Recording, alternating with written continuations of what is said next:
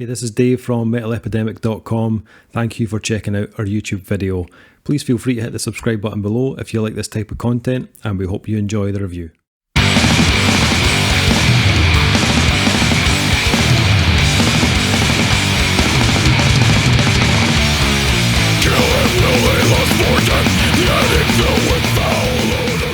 Okay, gentlemen, it is album review time. Oh my god. For this review, Duncan Kyle and I have been checking out the new album from legendary death metal band Cannibal fucking Corpse. The band's new album, Violence Unimagined, will be released on April 16th via Metal Blade Recourds. The kings of death metal have returned, gentlemen, with their 15th full-length album. 4 years. Yes, 15th, that's correct. 4 years since the release of Red Before Black. This album also sees the addition of live guitarist Eric Rutan of Hate Eternal and previously Morbid Angel, as the band recently announced that he had officially joined the band on a full-time basis.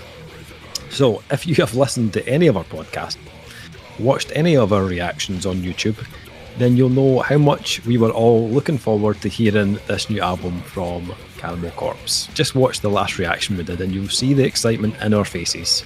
It cannot be missed. I've been a fan of this band since the mid-90s.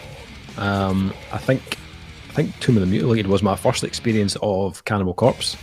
And it's fair to say that although you pretty much know what you're getting with a Cannibal Corpse album, there is no denying they've become a much kind of different beast to they were 20 years ago. As musicians and songwriters, they've grown massively since the kind of days of Eaten Back to Life and Butchered at Birth. And I'm not going to lie, after they released Red Before Black in 2017, I did think to myself, how are they going to outdo this album? Because they've gotten to a point where they are kind of at the top of their game. They are top tier when it comes to death metal bands. I really struggle to name any other death metal band that is releasing albums as superior as Cannibal Corpse.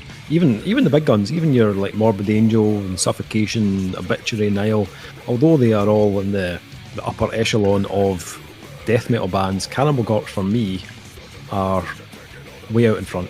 And somehow, without ruining my score for this, I think you may have just done that. Violence Reimagined, they have somehow... This is the first time I'm doing it on a recording, guys. It's getting a 3 stars from Davey. They have somehow managed to raise the bar once again. I don't know how. I kind of maybe do know how, but we'll get to that in a second. My favourite Cannibal Corpse album is the slightly underrated The Wretched Spawn from 2004. For me, and I know Kyle, that's not... I was like, Kyle just, not only did he say, really? But then he turned around to look away from you, not making eye contact, to go, really? Oh, right. That way where you hold your collar when someone says something awkward, you go, yikes. Kind of like that, just a little bit. I used to respect Davey, and then he fucked up. So it'll be interesting. We'll work our way around, and we'll come to me, and I'll be like, my favourite Cannibal Corpse album is... we'll get to me. Excellent. Looking forward to that. After you've looked up a list of I refuse to look up anything. I refuse to look up. I don't know. I told you, I'm here to crack the jokes. Well, I've already mentioned about 5 albums, so pick one of them, should be fine. What was the one that upset Kyle? The Wretched Spawn. It's definitely not that one. It's definitely not that one, Dave. Definitely not. That's it's underrated, but I think slightly overappreciated by Buchanan. Definitely underrated. Granted, it's not usually in the top like Cannibal Corpse album lists that you read online, but for me, that's my favourite. You just went, oh, hipster. I liked it before it was cool, and it was never cool. Is this like? All right, absolutely. There we go. For me, that album is the perfect blend of soul-crushing riffs and memorable lyrics, and it has a production that would remove the enamel from your teeth. On Violence Unimagined, I feel they've captured a lot of the same spirit of that album. It has the punishing riffs as you'd expect from a Cannibal Corpse album, but it also has tracks that will stick in your mind afterwards. and that's right across the board. Vocally, it is fucking unbelievable. He has one of the most distinctive tones in death metal, like without a doubt. And somehow he's getting better with age. How does that work? I mean, he's screaming his lungs out on these tracks on this album, but somehow every album he sounds better. I want him to stage and lead the intervention for 6 Feet Under. If you can't sound like this far into your career, please just let it go. Yeah. Let it go. He sounds more visceral on every album, and again, he's absolutely nailed the execution on this record, both performance-wise and lyrically. It's another one of those albums that's loaded with little one-liners that after a couple of listens you'll be like screaming along to them. I was driving to work the other day screaming along with Big George Corpse Friend in the car, just like after a few listens to this, it's in my head. Musically though, for me, this could be their magnum opus. This is like, I don't even know where to start with this. I mean, I've as I said, I've loved their stuff for many years. Over the last 5-10 years, their albums have just got better and better. But this album has a clear distinction from those albums. It's still very much a Cannibal Corpse album. All the trademarks are there, but there's a subtle difference on here. And I think, for me, that difference is Eric Rutan. Hashtag Rutan's the man. I like it. There you go. He wrote 3 full songs on this album, plus other riffs and ideas for the other tracks, plus lyrics. And the band did say themselves, Alex Webster said, the most notable difference on Violence Unimagined is Eric Rutan. And I could not agree more. Sorry. Hashtag Every time you say it Rutan now, is the man. every time you say it now, I'm sorry. Just try and not mention his name now. Every track feels like its own masterpiece. It doesn't feel repetitive, or it doesn't feel like they're reusing the same ideas over and over. Each track has its own like unique personality. The album just continuously changes the tempos, the rhythms, which Cannibal Corpse have always been good at, but the riffs on this, where the album, for me, it goes to that next level. It's still Cannibal Corpse, but it feels fresh, like almost the addition of Rutan has made the whole band up their game. Like, Rutan's a man! It feels very much like they've pushed themselves technically, and I felt that really came across on this album, from the riffs to the drumming and the bass playing. The whole thing just sounds more enhanced. Tracks like Condemnation, Contagion, Surround, Kill, Devour and Slowly Sawn are just unbelievable tracks. The riffs are unique, the playing is exceptional, and vocally it just lays waste to everything else out there. They were real kind of standout moments for me on this album. I don't know which tracks Eric Rutan wrote. Rutan's a man! Thank you. But I think Ritual Annihilation was probably the track I felt most of his presence. The tone, I know, the tone of the riffs on that just have this streak of like darkness about them that put me in mind of Hate Eternal. But I could literally bang on about this album and all the tracks on it for days. I've been listening to it non-stop since it came in, and I just love it even more every time I hear it. Production on this one, I thought it was fantastic. I feel like production for Cannibal Corpse albums is something that they don't always get bang on. They've had albums that have had all the kind of key elements musically and vocally, but sometimes the production has let it down in places.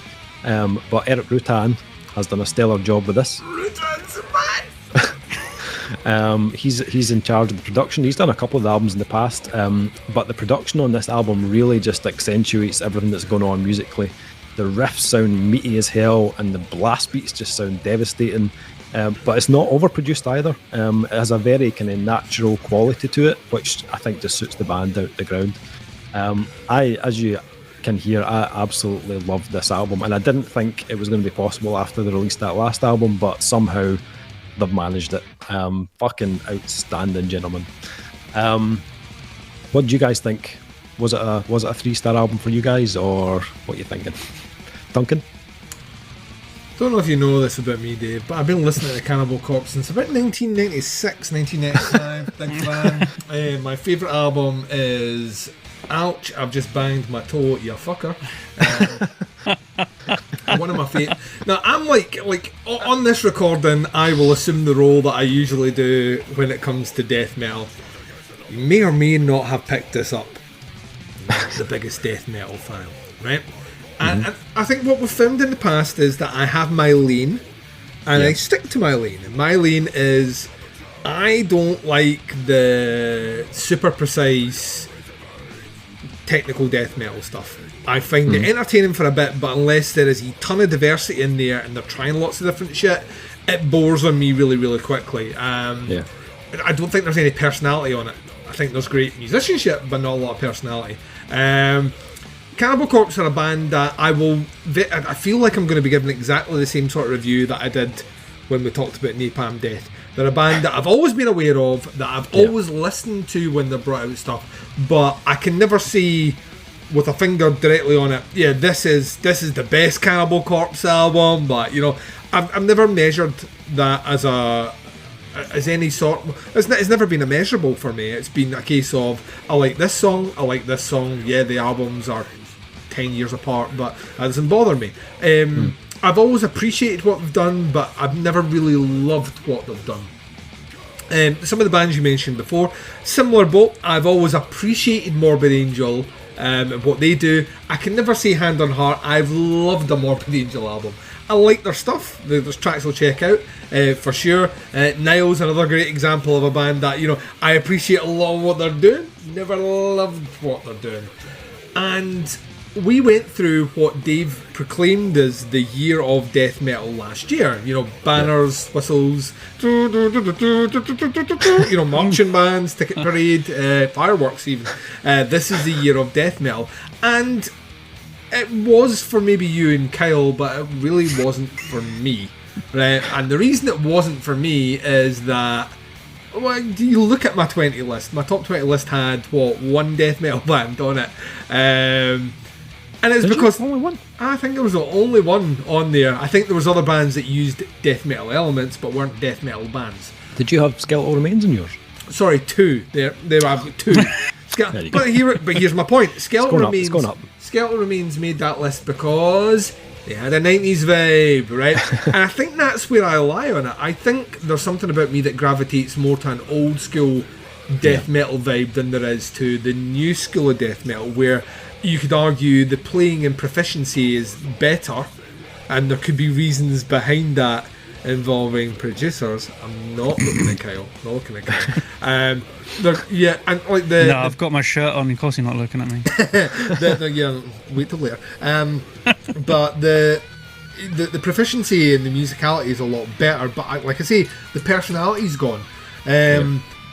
I was super curious about this one because we've reacted to two singles for this already, and both of them were like, this is home run material, and by God, if you give me an album of this, I'm going to be a happy camper. And guess what, ladies and gents, they gave us an album of that.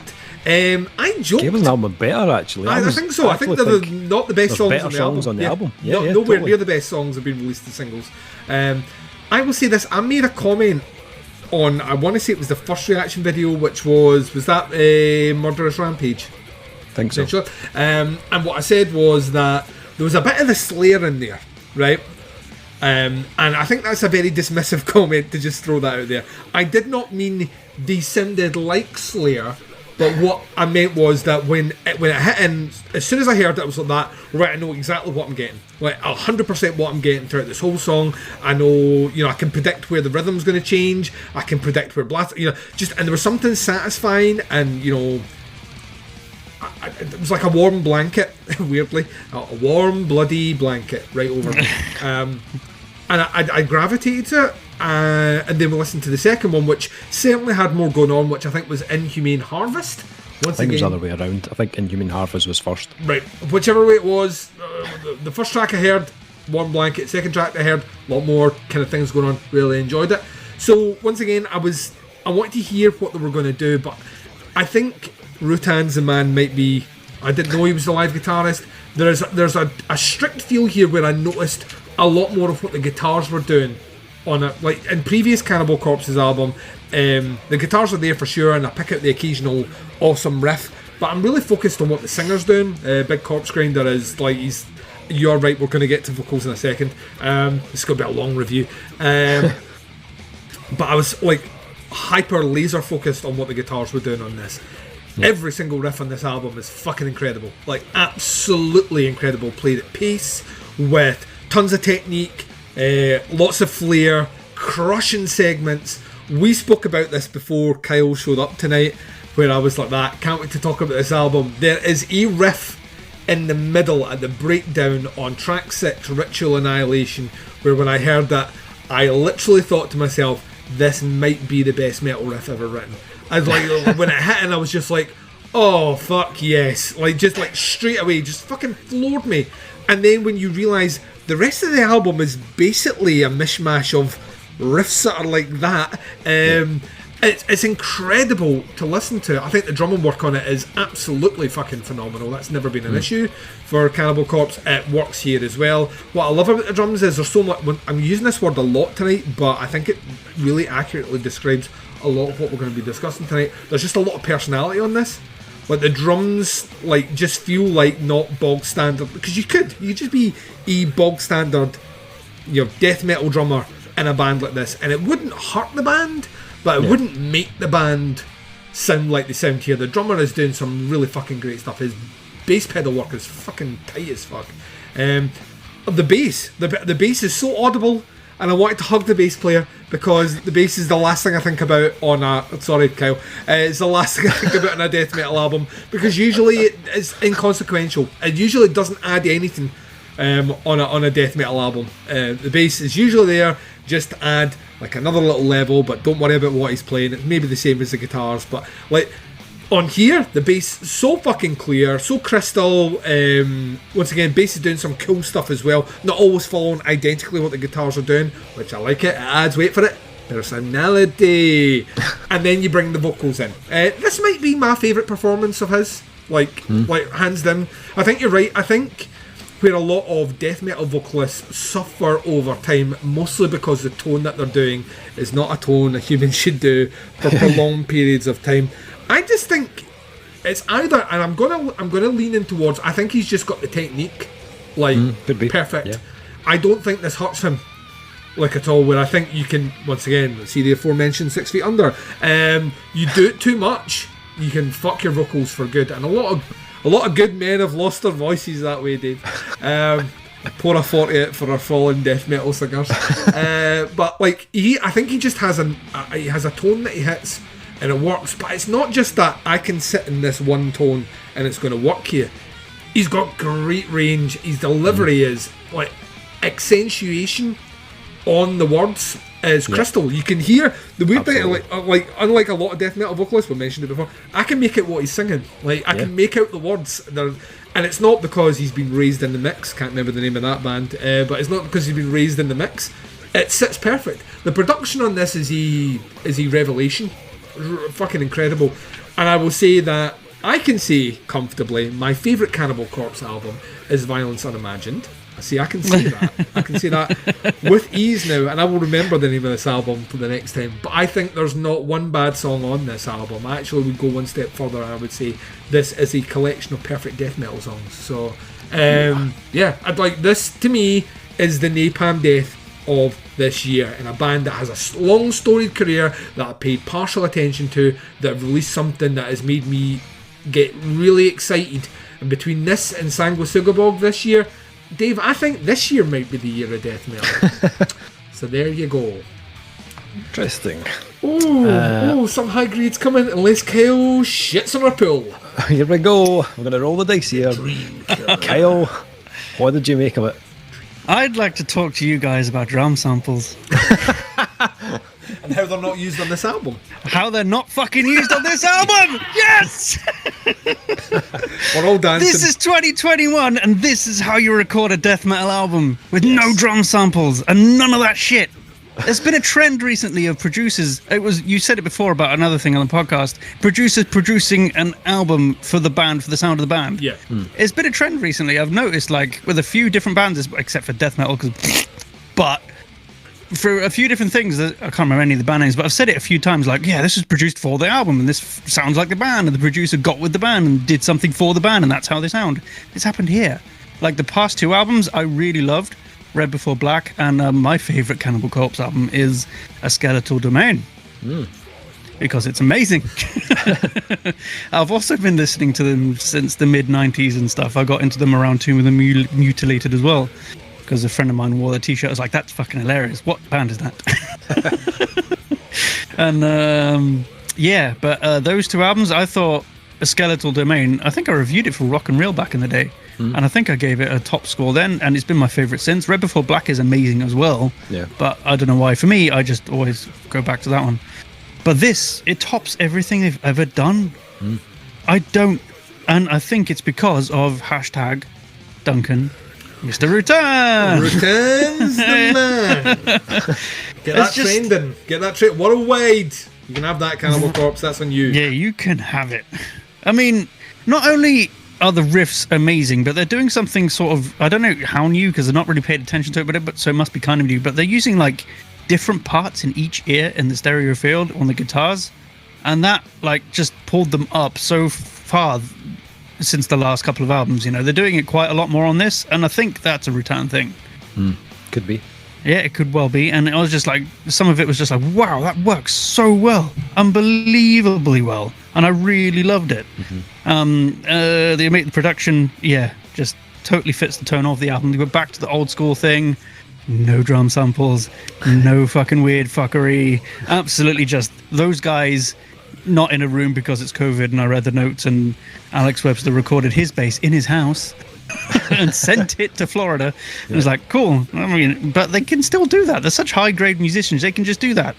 And Cannibal Corpse are at the top of death metal because they're just the best. They're in 2021 when all these other second-rate bands go, let's use a computer to play our drums. And they're like, no, fuck you. Yeah. We're going to get a guitarist that's more technical than us to raise us up and push out our drummer to the limit and make something this fucking good. Yeah. And it's all natural, and it's not raw sounding like black metal, and it's not, and it just sounds incredible. And this is how a band should sound. Everybody should try to sound not exactly like this, but, you know, aspire to this kind of thing, because it's like, you can hear everybody, and they're all doing the best they absolutely can, and it's unbelievably good. When you get a new guitarist in a band, you get loads of solos, right? The amount of guitar solos in this album is unbelievable, but I don't hate it. It's so good. Yeah. It's like, the one on what's the song called? Follow the Blood. Did you hear the guitar solo on that? I almost shit myself and vomited at the same time. I was like, how do you do what? It's fucking epic with two C's, like epic, you know. It's I could suck this album's dick all night. I mean, I've got 2 pages of notes, and most of it is just little doodles of stank faces. The variation in the tempos, like you were saying earlier, you put on a Cannibal Corpse album and you pretty much think you know what you're gonna get, but this is absolutely no, you do not. They varied the tempo so many different ways from everything else this time round. Like, I was like, yeah, this is a real good groove, and then suddenly it was super fucking fast, and then suddenly it wasn't again, like song to song, and I'm just like, it just kept me on my toes. And every song has its own personality, which is really hard to do with death metal. Every song, you know, they've done the whole super crushing, brutal, in your face, melt your face off thing, and this is still that, but in a completely different way. Yeah, and it's like, every time they make an album, they just go, okay, what can we do that's different? And they nail it, and I think it's because they take their time between the albums as well. Like, the past couple was 2014, and then 2017, and now 2021. And I think you've got to do that as a band. You can't release an album unless you're distant. You can't release it. EPs, they've been releasing EPs. EPs are hard too, but still, you can't. I think they have nailed what they do. They sit down and they wait a long time. They do their touring and they take a break and they come back after some time and they have some really fucking good ideas. And this time is elevated by the fact they've got a younger, more, well, not more technical, but a different type of player that's, you know, fronted all these other bands. Not fronted. He's fronted one band I forget the name of, and he's been in a few others. Like, he's death metal legend himself. Yeah. And he's just raised them all up a whole great deal.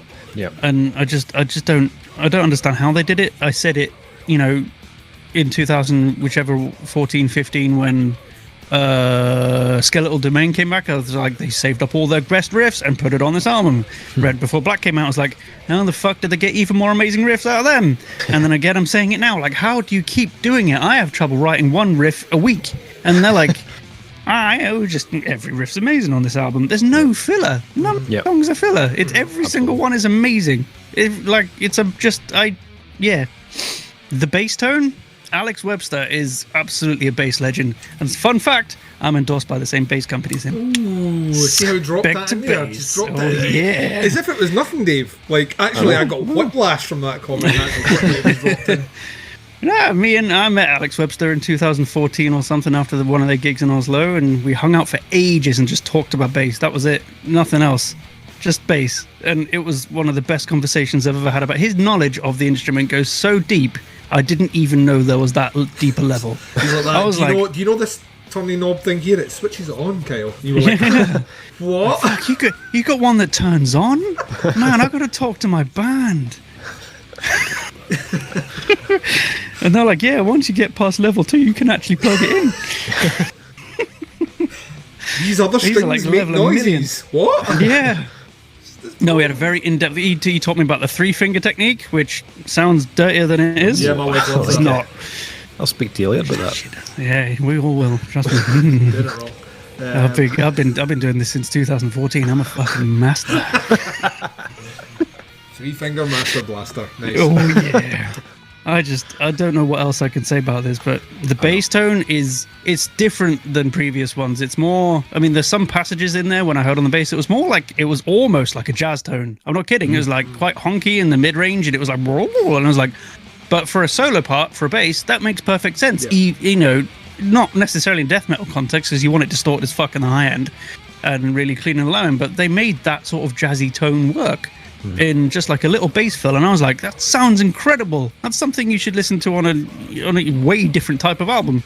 But it was there and it worked, and that's because they can do what they do, and they are themselves, and they're the kings of death metal, and no one can touch them at this point. I do not know how album 16 is going to be, because what can they do from this point? We've said this the past 2 albums. Where can they go? But then, saying that, they've done it every goddamn time. So it's like, I can't. If they quit after this, that's fine. I'm alright with that. If they never make another album, I think that's perfectly fine, because they've absolutely blown me away again, 3rd time consecutively. So it's a 3 from me, yeah. I kind of hope that their new guitarist gets to work on some of the new Star Wars franchises, so we can get a movie called Return of the Jedi, or maybe a soul album where they can do Return of the Mac. Come on, return. Can we get that? Return of the Mac. That's what the McDonald's staff sing to him when he goes through the door. Yep. I've got loads of them, by the way. His favourite installment of the Tolkien trilogy was Return of the King. I can keep going, Dave. You need to cut me absolutely off. The best song on this album is Ritual Annihilation. Yes, 100%. It's hard to pick, to be honest. The riff in the middle is the best thing that's ever fucking happened in music. That's right? what's in my notes. The riff in the middle, and I don't know why. It's not as if he's doing something that's changed the. All I know is when that riff kicked in, the hairs on the back of my neck went up, and my dick followed. Right? Yeah.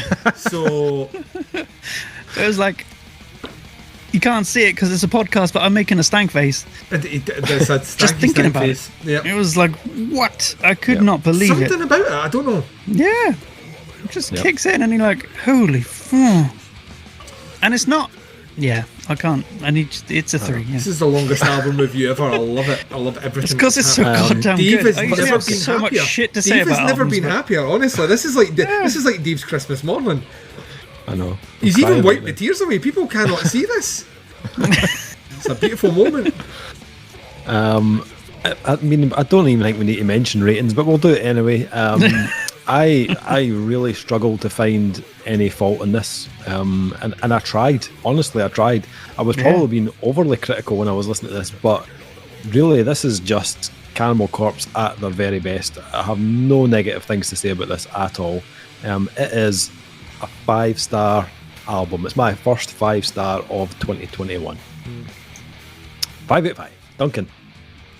Dave, I mean, I was like you. I tried. Oh my God, did I try? I tried, and it's a 5. This is an incredible fucking album. This is in the mix. This is in the conversation, and like legitimately in the conversation. Not one of these ones at the end of the year where I'm like, I gave it a 5. It should have been a 4.5. I was digging the vibe of the room, guys.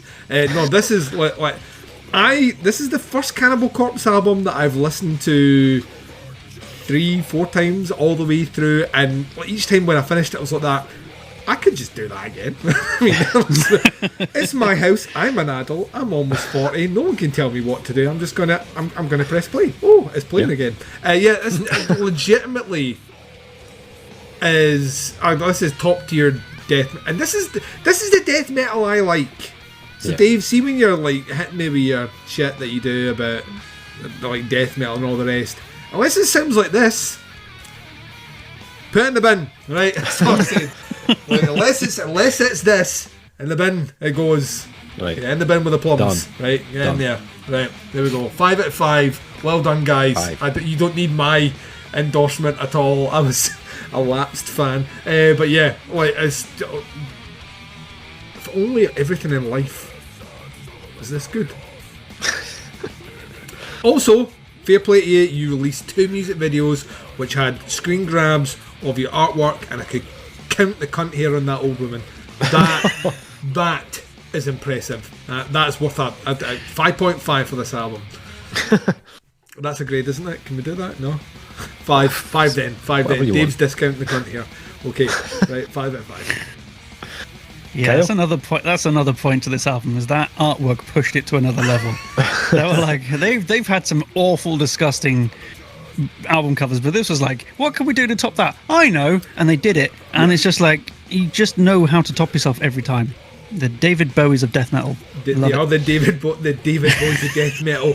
That's like the Eagles of death metal. I like what you're doing there, but I think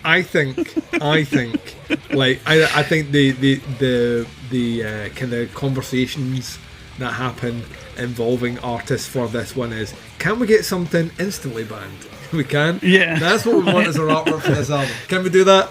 Now, I want to be able to count the pubic hair. Is what I'm saying.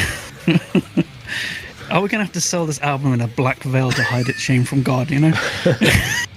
Yeah, this one ain't getting released in Russia. No. No, this album rung the bell. Just want to stress, I did not put some audio wizardry in there to create a bell noise. Kyle rang the tiniest bell on the planet. Ooh. Yeah, it's a 5. 5. Just in case you were wondering. I even got my bell out. Yep. This one comes out on April 16th on Metal Blade Recoerds. It is called Violence Unimagined, and you need to hear it. You need to get this album when it drops on April 16th. Do it, and do it now. If you want to check out the band, it's facebook.com/Cannibal Corpse. What else would it be? Check this one out. It is fucking stellar. Probably the best thing I've ever done. Enough said. I'm